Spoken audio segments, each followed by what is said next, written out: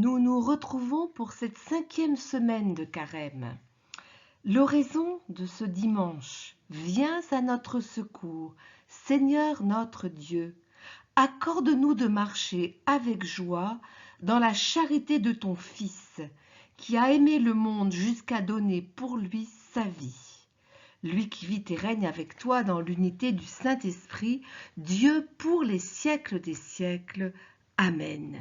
Voilà, ce 5e dimanche de Carême va nous conduire sur ce chemin de la fraternité. Écouter la parole, prier l'office, avoir une certaine exigence de vie, ça ne serait rien, comme dit saint Paul, si je suis un cuivre retentissant, s'il me manque l'amour. Le Christ nous conduit sur ce chemin de la fraternité, le chemin de l'amour. C'est bien ce que Marthe et Marie vont lui reprocher. Si tu avais été là, mon frère ne serait pas mort. Voilà, ce chemin de la fraternité, ce chemin de l'amour, ce chemin qui est imitation du Christ, lui qui a aimé les siens, qui les a aimés jusqu'au bout. Alors Benoît invite ses frères. Les frères se serviront mutuellement.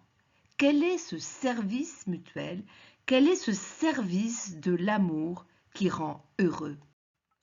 Et nous reprenons le chapitre 4 des outils des bonnes œuvres.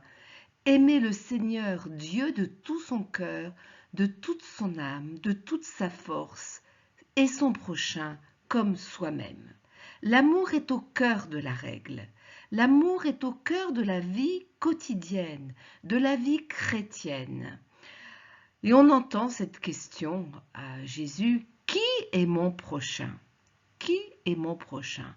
Le prochain, c'est celui auprès duquel nous nous faisons proches.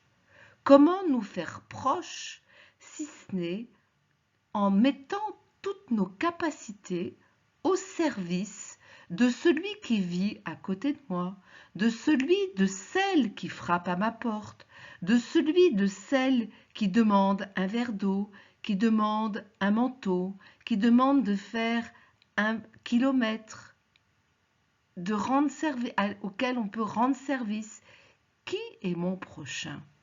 Comment aimer mon prochain de tout mon cœur, de toute ma force, de toute mon âme, si ce n'est en puisant à chaque fois au puits de l'amour, en puisant à l'amour même que nous recevons du Christ.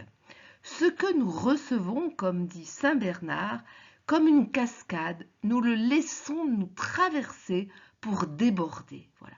Que l'amour que nous recevons déborde sur le prochain. Mon prochain, celui de qui je me fais proche. Et pour Benoît, certaines personnes au monastère sont chargées de façon plus constante de l'amour. Le célérier, celui qui s'occupe des biens, est comme un père au monastère. La célérière est comme une mère qui aide l'abbé, qui aide la prieure dans toutes les tâches matérielles.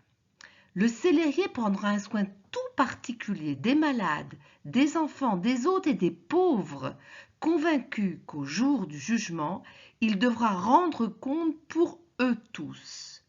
Alors, ça n'est pas la peur du rendre compte qui doit animer le frère, la sœur, le célérier ou tout autre frère, ou chacun d'entre nous. Ça n'est pas la peur du rendre compte, ça n'est pas non plus le désir du mérite. Quel sentiment m'anime quand j'accueille, quand je suis là, disponible à l'autre, pour manifester l'amour de Dieu, pour être à l'écoute du pauvre, du malade, de l'enfant, de celui qui frappe à ma porte, à la porte de mon cœur. Quel sentiment m'anime? La peur? La colère? L'insatisfaction? Le ras-le-bol? La fatigue? La joie? Qui vous accueille, m'accueille, dit Jésus. Notre amour est un amour christique.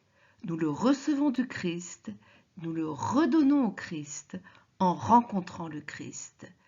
Mon frère, ma sœur, c'est le Christ, habité par le Christ comme moi. Toute personne est ainsi pour moi chemin d'amour tangible, présence du royaume. Est-ce qu'on y croit vraiment? Benoît a une grande sagesse. Il sait que le père du monastère, comme tout frère, toute sœur, est souvent sollicité. Alors il a bien pris soin de dire qu'on ne demandait qu'aux heures possibles des choses au célérier, comme dans une famille, on demande les choses nécessaires généralement aux heures qui sont raisonnables. Et Benoît va jusqu'à dire, si la communauté est nombreuse, le célérier, donc le père du monastère, recevra des aides afin qu'avec leur assistance, il remplisse sa charge, l'âme en paix. Parce que l'amour peut être très envahissant. Et il faut savoir mettre un cadre, il faut savoir mettre une limite. Il y a aujourd'hui cette sagesse de dire, il faut rendre à la terre sa part indisponible. On a souvent appris qu'il fallait être toujours disponible, à l'image de Marie qui a dit oui tout le temps. Voilà. C'est une théologie qui demande aujourd'hui une certaine restriction. Nous avons, pour vivre en paix, à prendre du recul, à ne pas répondre à l'immédiateté de la demande par l'immédiateté de la réponse. Tout de suite. Ça, c'est très enfantin, c'est très infantilisant et ça ne donne pas la paix du cœur. Rendre à la terre cette part indisponible, c'est de pouvoir aussi prendre le recul nécessaire pour se préparer le cœur, pour préparer ce qu'on a à donner en toute sagesse, en toute humilité, en toute douceur, en toute quiétude. Voilà. Comment vivre toute chose avec le cœur en paix? C'est pouvoir vivre toute chose dans un cadre juste, en son temps, à son heure, à sa juste mesure, sans vouloir faire excessivement plaisir, mais en écoutant l'Esprit en nous et en puisant dans la sagesse de Dieu la juste mesure, ni trop ni trop peu. Comme dit Jésus à Marthe, une seule chose suffit. Sommes-nous dans cette une seule chose suffit? Benoît, qui écrit la règle pour se vivre ensemble heureux, qui veut la vie et désire le bonheur, si tu réponds moi, entre, viens, écoute, regarde, apprends, mets en pratique.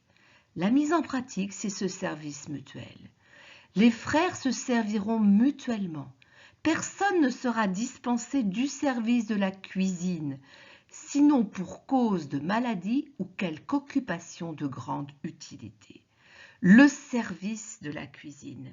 Aujourd'hui, on a beaucoup perdu, avec notre société contemporaine, ce service de la cuisine. Chacun mange en self-service, achète, mange n'importe quand. Même dans les familles, on ne mange plus ensemble, on va prendre dans le frigidaire et chacun mange ce qu'il veut. Le repas est constitutif de notre vie fraternelle, de notre vie commune. Le repas et la cuisine sont constitutifs de la relation de la fraternité. Et quel service utile aux autres qui construisent la fraternité? C'est sûr qu'il y a ce service de l'hospitalité, recevoir l'autre, l'habiller, le nourrir, le couvrir, lui donner une certaine sécurité, les soins. Voilà. L'hôte, le pauvre, le malade, le frère, la sœur, celui qui frappe, l'étranger qui passe. Le service de l'hospitalité se joue à travers les gestes essentiels, constitutifs de la vie. La cuisine est un beau service. Et nous, chacun de nous, quels sont les services utiles aux autres qui sont des services que peut-être nous pouvons redécouvrir l'un ou l'autre, lui redonner toute sa valeur d'amour, de miséricorde, d'attention, sa beauté qui construit la relation et qui fait monter le monde vers le Père. L'exigence de l'amour, c'est d'abord vraiment cet amour fraternel, reçu gratuitement, et qui va progressivement s'inscrire en nous, dans le quotidien. Et Benoît va terminer sa règle en disant « Nul ne recherchera ce qu'il juge utile pour soi, mais bien plutôt ce qu'il est pour autrui. » Règle d'or de la fraternité, règle d'or de la paix, règle d'or peut-être de la Trinité. C'est vraiment l'Esprit qui en nous apprend à ce qui est utile, ce qui est bon, d'abord pour autrui, sans vouloir tout centrer sur nous. Voilà. Nous laisser la place au Christ, laisser la place à l'autre. Ça n'est pas du tout nier notre existence, c'est vraiment trouver notre joie dans la relation qui nous construit. Alors oui, souci de soi, oubli de soi. Pas d'oubli de nous-mêmes si nous sommes trop soucieux pour nous-mêmes. C'est légitime de désirer être en bonne santé, de désirer être heureux, de désirer vivre longuement. C'est légitime, mais pas au détriment des autres, pas sans les autres. Le vrai bonheur, c'est avec les autres, c'est pour les autres. Souci de soi, oubli de soi. Quel chemin choisissons-nous? Quelle vie proposons-nous? Qu'est-ce que nous recherchons vraiment? L'oubli de nous-mêmes, parce que nous avons découvert que un s'est oublié pour nous, un a donné sa vie pour nous, pour que nous ayons la vie éternelle. Que cette semaine nous aide à cheminer dans cet amour fraternel qui nous grandit et qui grandit l'autre. Vous pouvez retrouver le carême en ligne sur YouTube, sur notre site internet, le mercredi des Cendres et une petite vidéo par semaine. Bonne écoute, bon chemin en communion.